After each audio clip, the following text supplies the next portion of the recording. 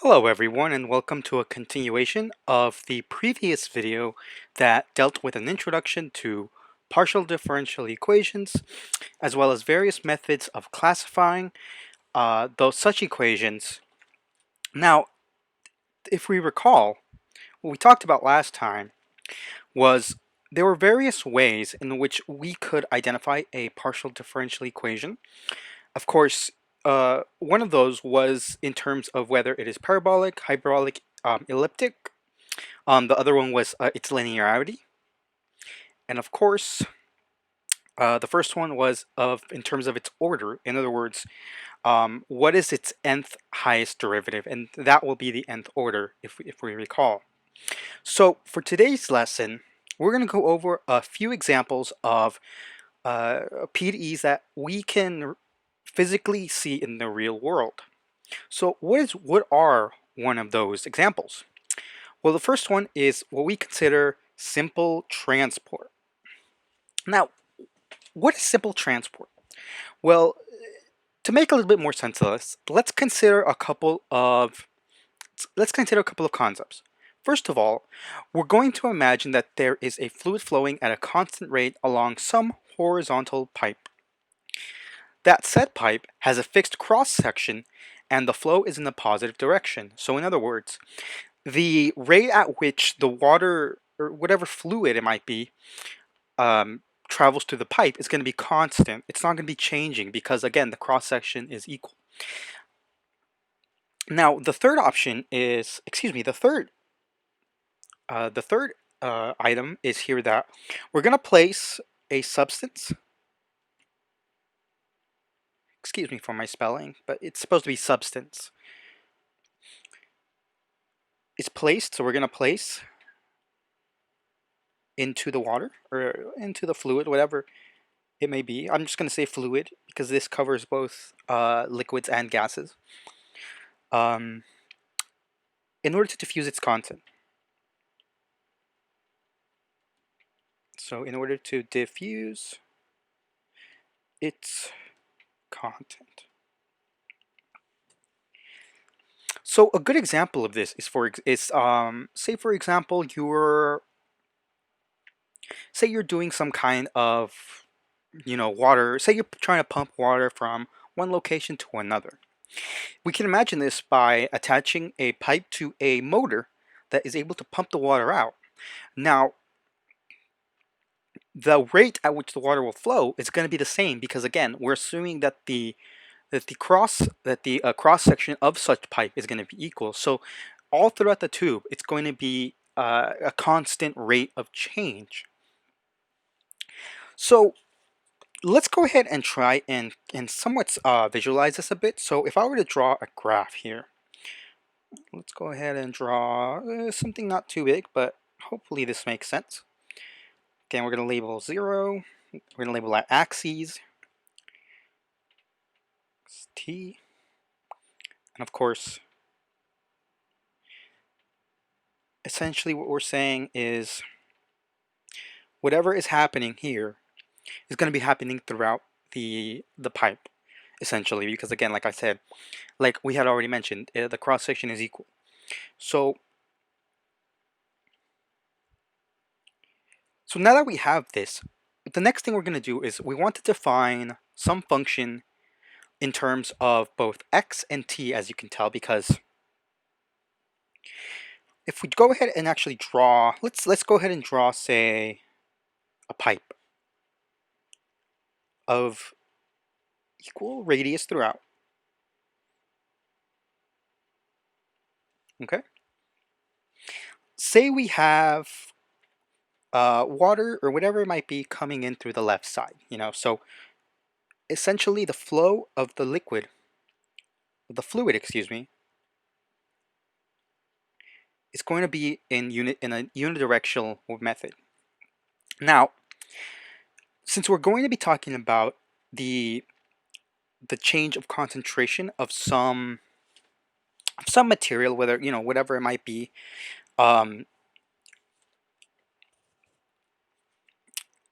we're going to essentially expect, say this is the entrance site, say there's like a little hole or like a little a little tube that you can go ahead and add whatever whatever it's necessary that we want to diffuse into the water.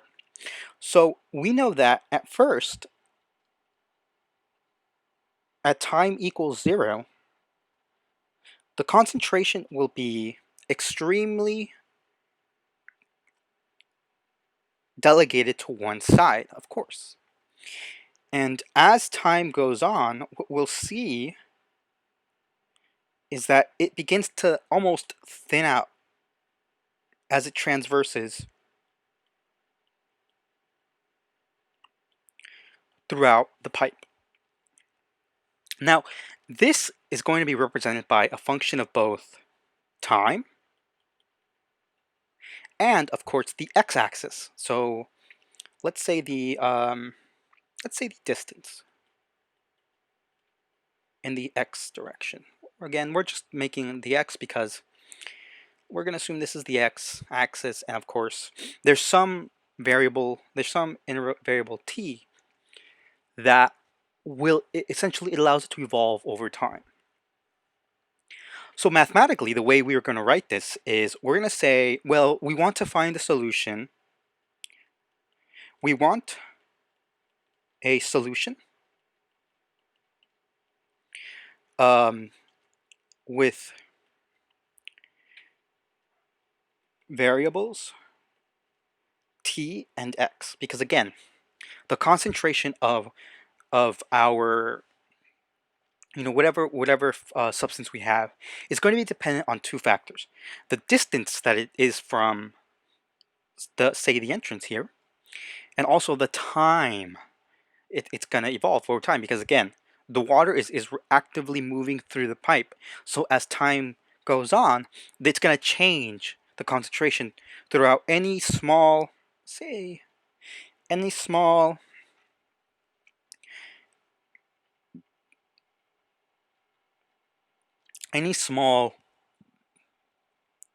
infinitesimally I guess you could say its volume. So with that said, essentially we're going to want a solution, and I'm going to use u just as the variable, just because that's what we've been using so far. So we want a solution of this form, and again, this is going to be saying the concentration is a function of time and distance.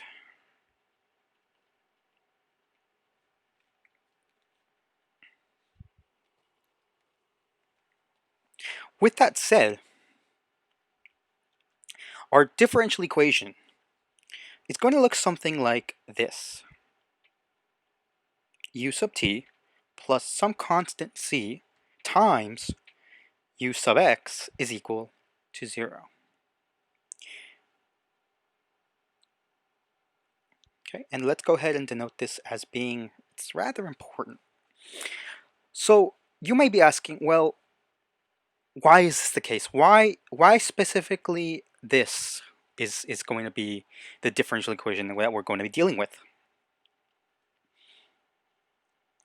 So before we go ahead and answer that question, we're just going to go ahead and write what exactly this equation here with the asterisk, what exactly that represents. So what that represents is essentially the rate of change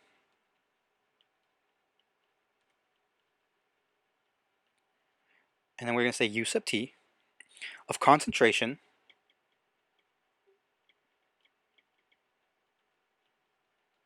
is proportional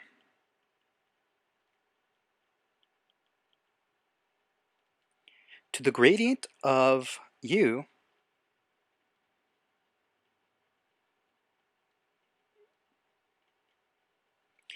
with respect to space.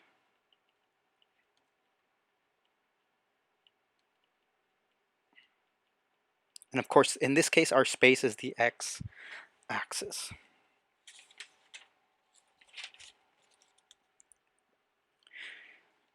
So how do we know this is the case? Well, we're going to go ahead and prove it. So we're going to do the first proof of this lecture. And for the proof, we're going to make a couple of assumptions. So since we know that the concentration at any given point in space and time is going to be governed by essentially this equation here, u of x and t, then by definition, we can assume that the total concentration over some given period of space is going to be equal to the integral from point A to point B. So let's say x equals A, x equals B, of our function u xt dx. Again, this point here represents the total amount of pollutant, or whatever substance. In this case, I think the book specifically called it a pollutant, so that's what we're going to be referring to it forward from now on. So it's the total amount of pollutant in some given space A, B, at some time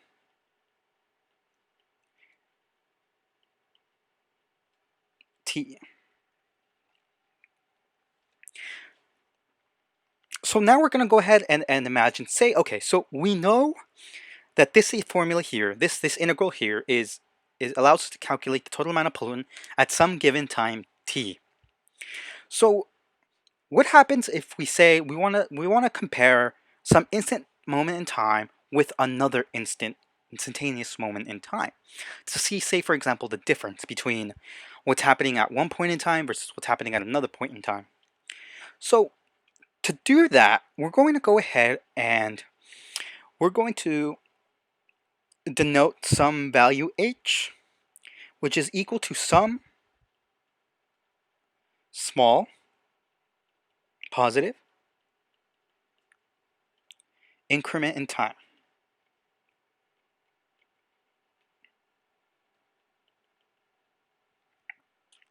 Think of this as for example, any increment in time, like some kind of delta t,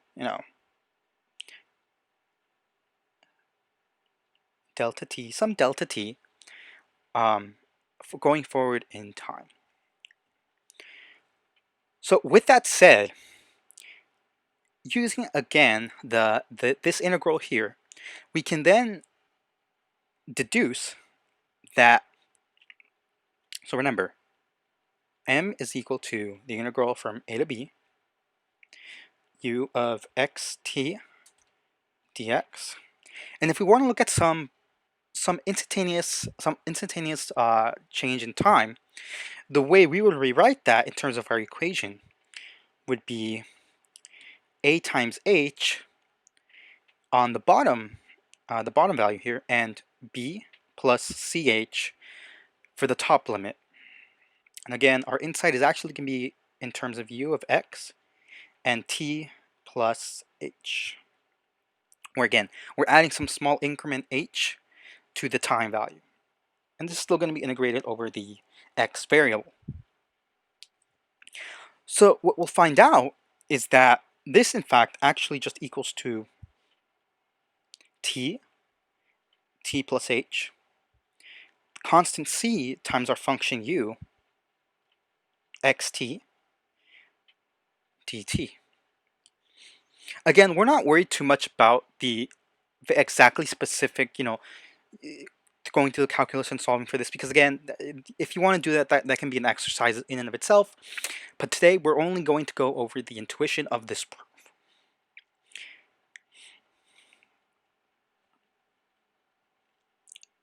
With that said, we can then define our integral from some bound, say from the origin to some value b, say a is equal to 0. In this case, yeah, essentially a would be equal to 0.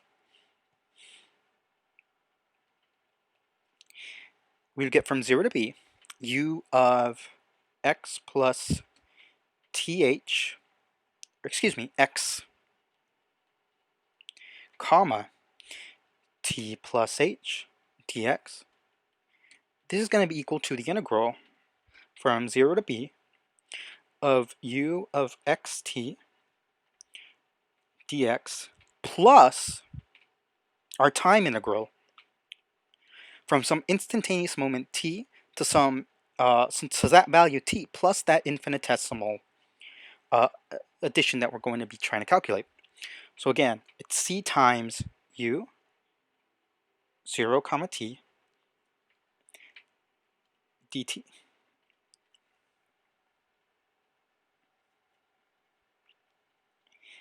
And again, this is actually a rather important formula, at least for the proof in terms of how exactly we got, the result that we got.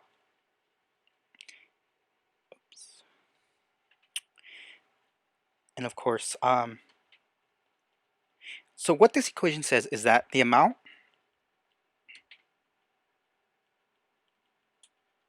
contaminant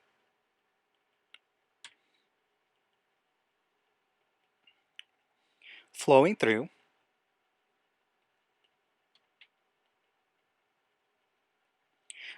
at some position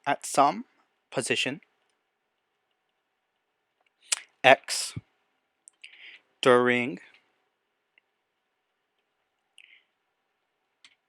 some time interval t and t plus h. So again, essentially that's what this boxed integral equation essentially is saying.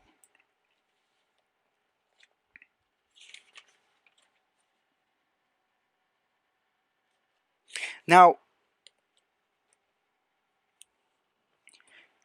since our equation is in terms of both time and some space variable x,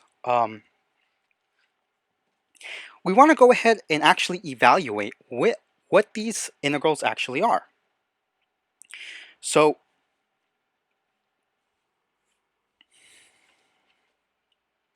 go ahead and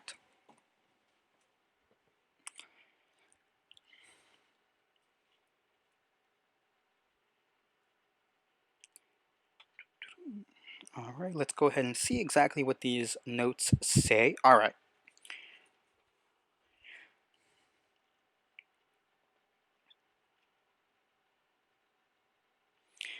So the integral from 0 to b u of x comma t plus h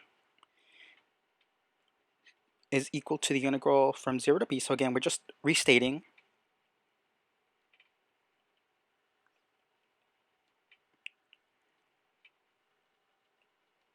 plus the integral from t to t plus h. And you will notice that we actually switched the variable of integration here because we have dt and here we had dx. So we're integrating in terms of t on this integral.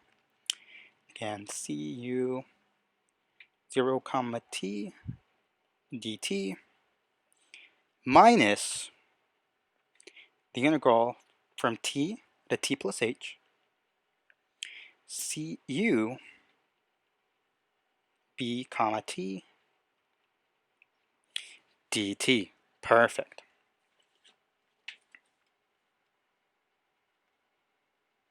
So what exactly does this equation, this one here, what exactly does this mean? So so essentially what this is saying is that the amount of contaminant in some interval 0 to b, so the amount of contaminant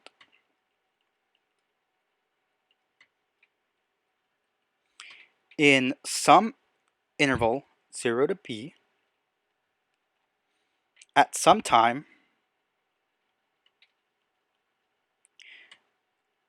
t plus h equals the amount,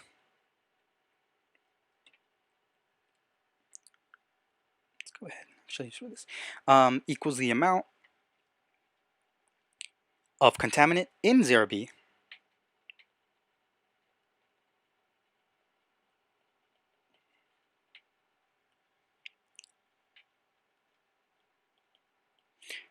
at some time, initial time,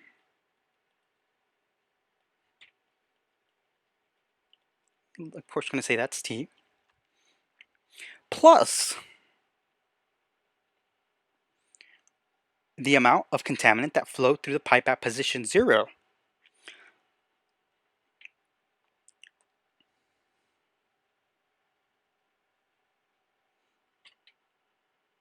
The amount of pollutant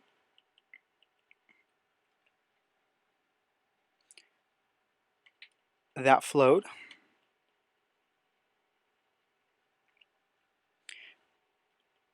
through our said pipe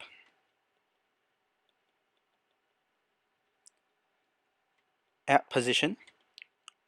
Again, this is this is rather wordy, so you don't necessarily have to memorize this exactly, but um, it helps us understand exactly what this equation up here is saying in terms of something that we can understand a little bit better, and hopefully it'll make a little bit more sense with the explanation.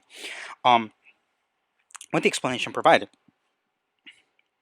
So again, it's at position 0 during some time interval minus the amount of contaminant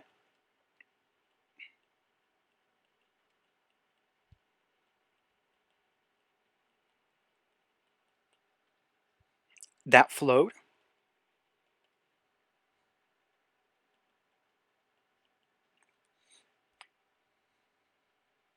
through the pipe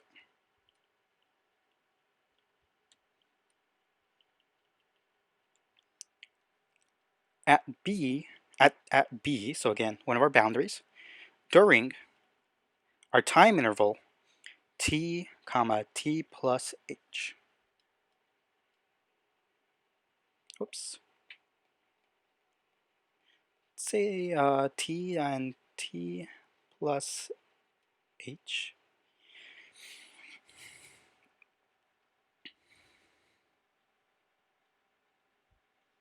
Knowing that, again, now that we have, and essentially what the equation above is saying here.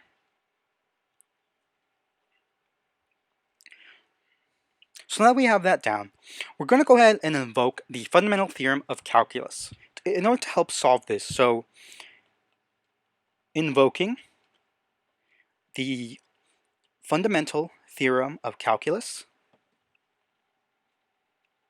since the total amount of pollutant traveled through a certain traveled at a certain distance over some time t, since we're dealing with two variables here, we're going to be dealing with dual integrals as well. So let's go ahead and actually set up the first integral. So the first one's going to go from it's going to be the space interval, so from 0 to b over some time t and t plus h. This is going to be defined as u sub t xt dt, since again, this is the time interval, we're integrating that first, and then dx. So what we find is that this integral will actually be equal to two separate integrals linearly combined. So the first one is going to be the integral from 0 to b u of x comma t plus h times dx minus the integral from 0 to b u of xt dx.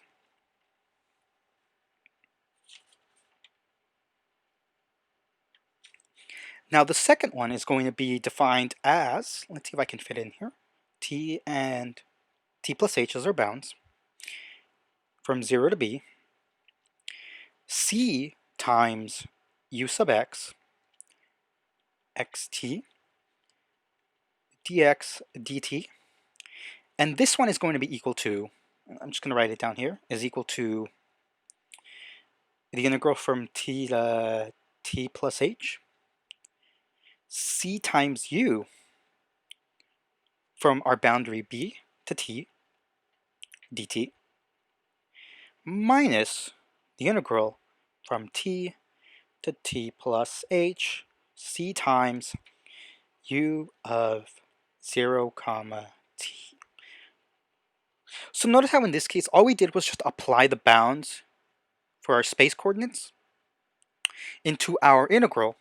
And so what we ended up getting was, because since we're deriving in terms of x as well as t, this first equation simply becomes a function of time, and the second integral also only becomes a function of time, as you can see, since we were able to replace the variables within our integrals with the actual values 0 and b. And of course that essentially only left us with the time coordinate left. Well, let's go ahead and go to a new page. All right. But we're not done yet, because we still have a few more things that we need to cover regarding this integral. So the third integral is going to be from 0 to b, so again, the space coordinates, from t to t plus h, of u sub t plus cu sub t dx dt. What this is going to be equal to is going to be equal to the integrals from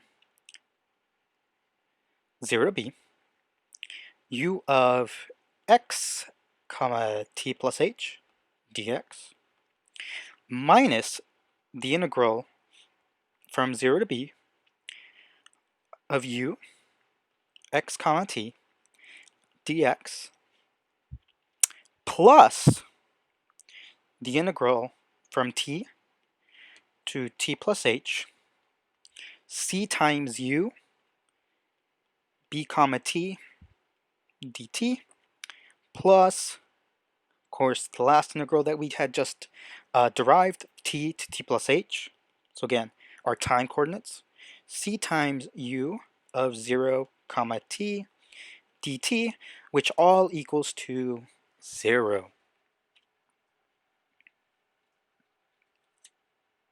So as you can see,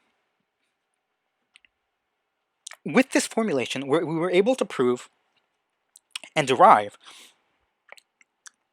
our original equation up here. So recall that we originally stated that we wanted our differential equation in the form of some function u and its partial derivative t plus some constant times the function u and its derivative of x is equal to 0. So if we go down here, what we'll notice is that we actually have a very similar looking equation. So what this implies, the above implies, again, our proof implies that u of t, and of course defined by variables x and t, plus cu of x times x and t is equal to 0. Again, the equation is essentially very similar to the one that we had originally proposed up here, except that, of course, we actually do denote that the variables are simply x and t, but we could have also just written it with this one as the one that's asterisked. Either way, it would have been the same. Okay, so this is true for all x and t.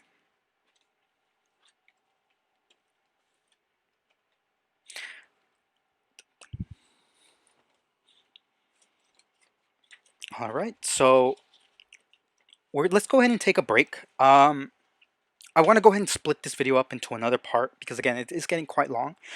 So for the next video, we'll go ahead and actually derive the general solution for such a system. And so for next time, we're going to go ahead and do that. But for now, I want you guys to just take this all in and make sure that you understand it. If you have any questions, go ahead and just ask me. I'll be more than happy to answer. And so again, we'll go ahead and taking the next part very soon. Until then, I hope you have a great day.